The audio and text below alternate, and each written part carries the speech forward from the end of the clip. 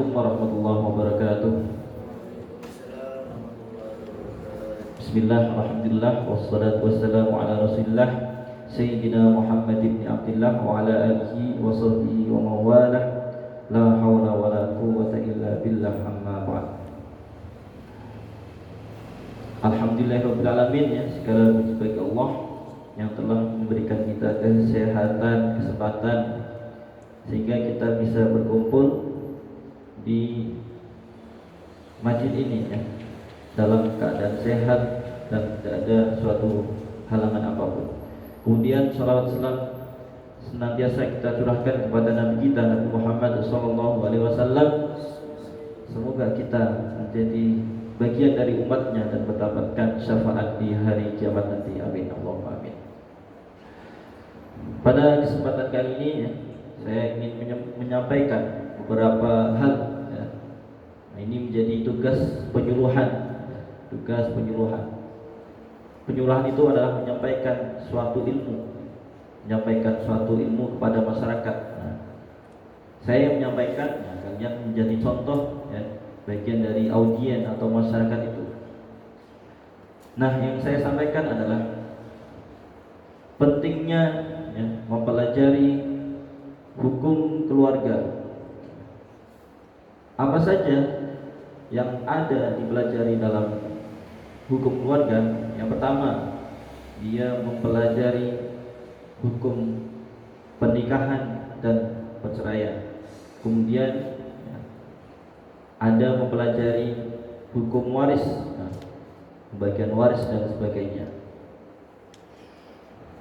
Berbagi pengalamannya, saya kuliah di STIS Syarif Abdurrahman Pontianak.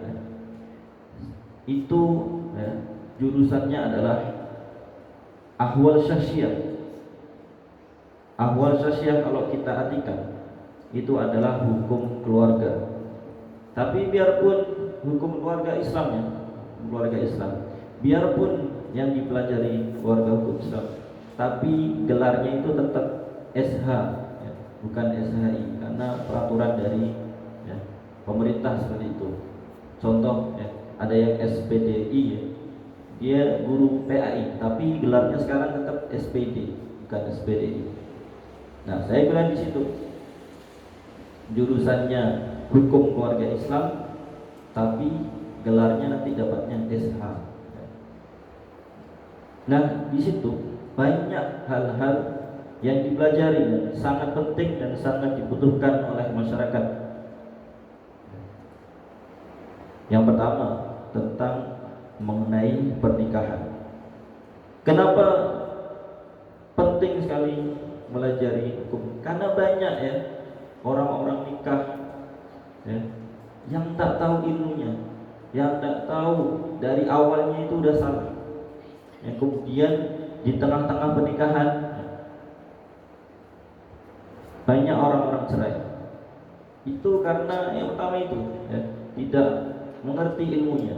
Maka dari adik-adik semua ini, ya, mulai dari sekarang, ya, saya harapkan untuk lebih mempelajari lagi, ya, tentang mengenai pernikahan, dari sebelum pernikahan, rukun-rukun nikah, di tengah-tengahnya pernikahan itu, kemudian, ya, tentang mengenai perceraian, bagaimana sebab-sebab perceraiannya dan bagaimana kok bisa ada perceraian, ya. Kemudian mempelajari istilah-istilah dalam pernikahan. Tuh, ya. Ya, kita bahas yang pernikahan dulu, ya. Tidak banyak yang saya sampaikan, hanya sedikit pengantar. Jadi kedepannya kalian harus lebih belajar lagi, ya. Yang pertama, ya, tentang pernikahan, kita bahas dari sebelum pernikahan.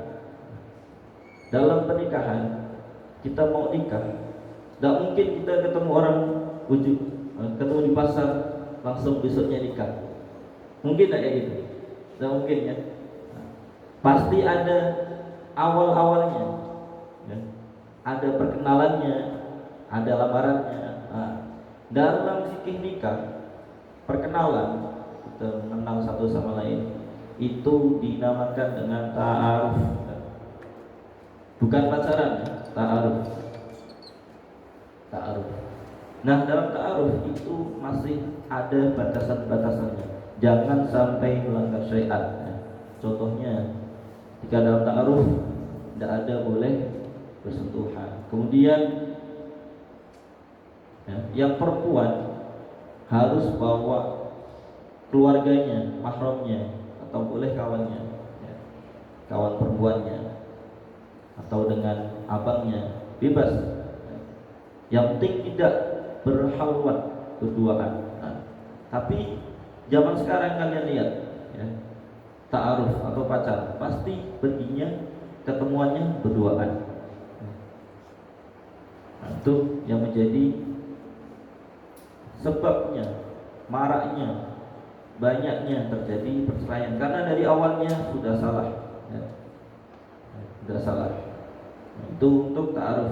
Kemudian kalau udah ta'aruf, udah sama-sama mengenal, maka dilanjutkan dengan khitbah. Ada yang tahu khitbah ya? Apa? Lamaran. Lamaran, betul ya. Tepuk tangan. Di khitbah itu lamaran ya, atau menunjukkan keinginan seorang laki-laki untuk menikahi seorang perempuan. Dan khitbah ini harus disampaikan kepada wali nikahnya, ya. Tapi kalau laki-laki itu bisa dia menyampaikan sendiri atau diwakilkan. Paham ya? Itu khitbah. Kemudian kita langsung ya ke pernikahan. Saya sedikit menyampaikan ini ya, ilmu, ya, ilmu. Dalam nikah itu ada rukun-rukun.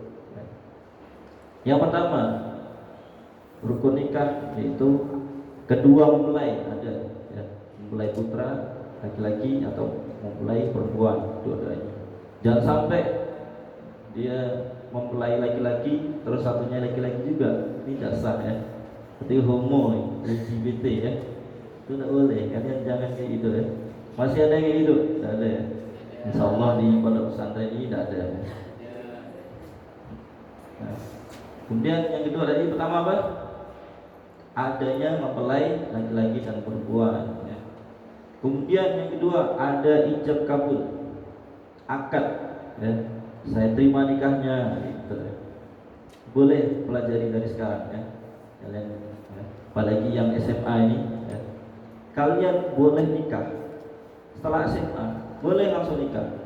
Karena peraturan ya, dalam hukum Islam ya, atau disebut kompilasi hukum Islam, peraturan-peraturan tentang pernikahan, UU pernikahan, disebutkan bahwa syarat untuk menikah harus berusia ya, minimal 19 tahun, laki-lakinya 19 tahun, perempuannya 19 tahun. Diwa umur berapa? 16. Oh, berarti 2 tahun lagi ya. Nah, itu boleh ya. Bisa berapa? 19. Hah? 19. Sudah lagi berarti ini. Boleh ya.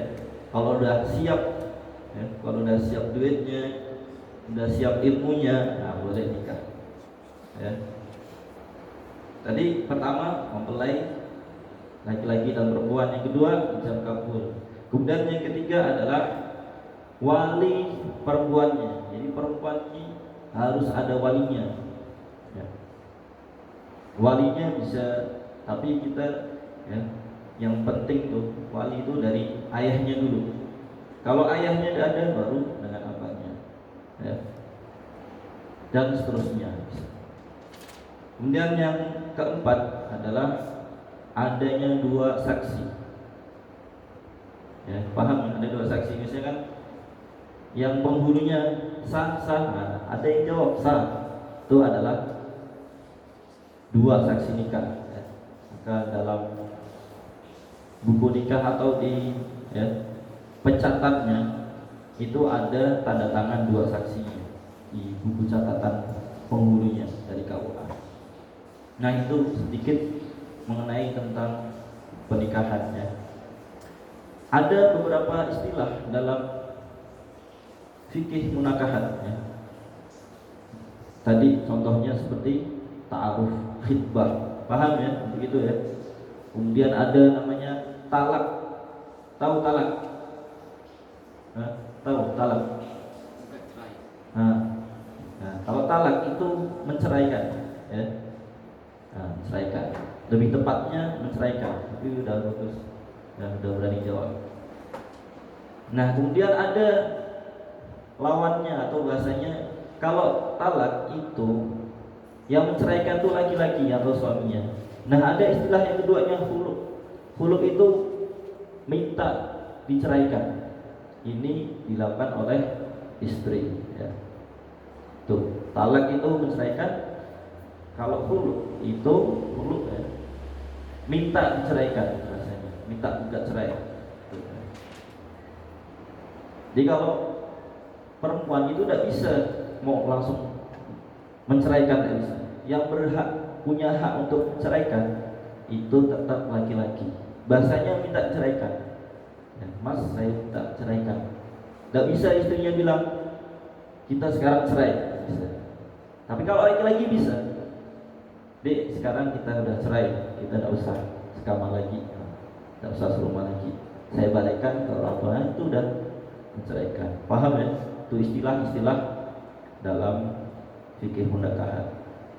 Nah, itu tentang pernikahannya sedikit ya. Untuk kedepannya kalian bisa belajar lagi. Kemudian tentang waris, ya. Waris ini sangat penting, ya. Dalam Al-Quran, perintah apapun, sholat, zakat,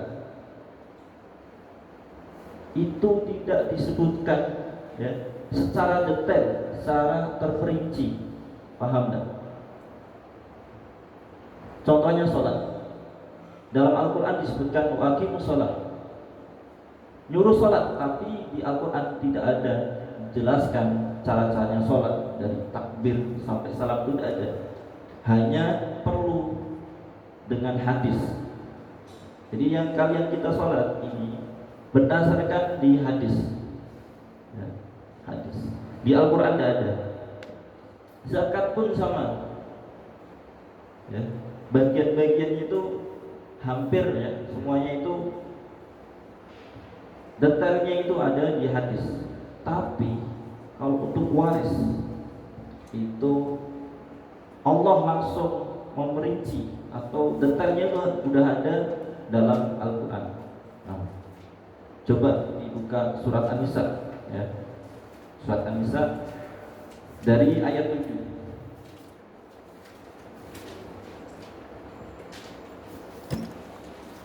Dari ayat itu udah ketemu belum?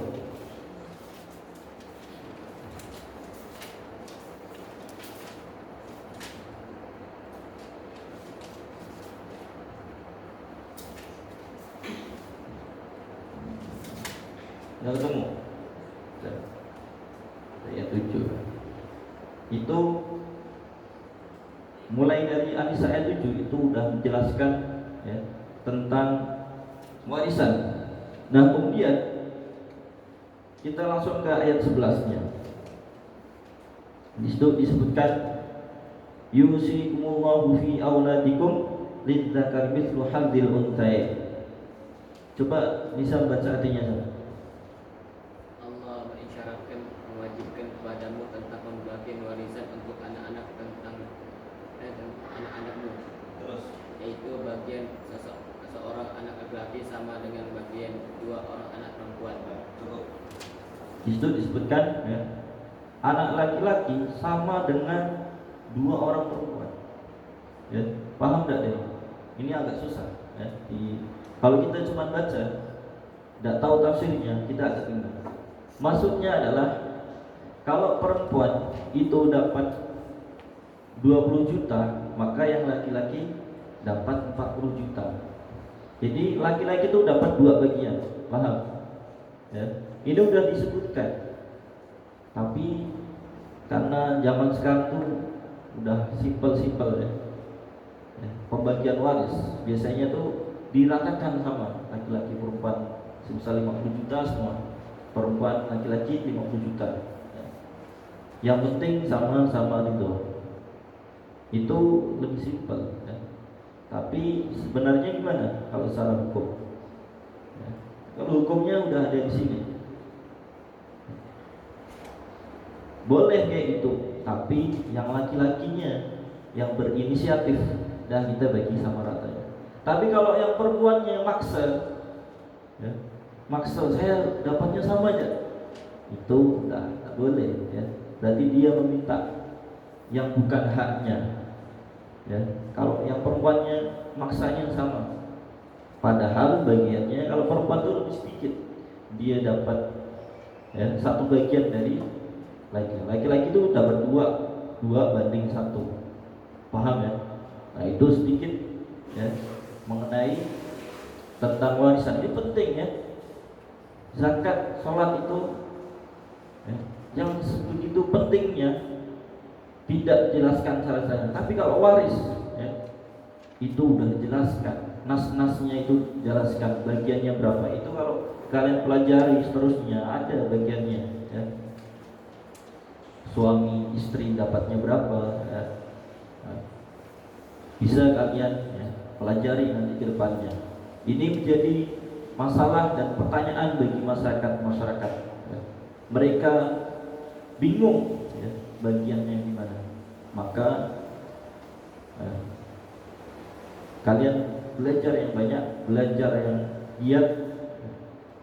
Kemudian kalau bisa kuliah, itu kalian masuk ke hukum, bisa hukum keluarga, ya, awal sosial, ya. Karena di situ banyak ilmu-ilmu yang dibutuhkan masyarakat. Mungkin itu saja yang dapat saya sampaikan, ya. Kurang lebihnya mohon maaf. Wassalamualaikum warahmatullahi wabarakatuh. Waalaikumsalam.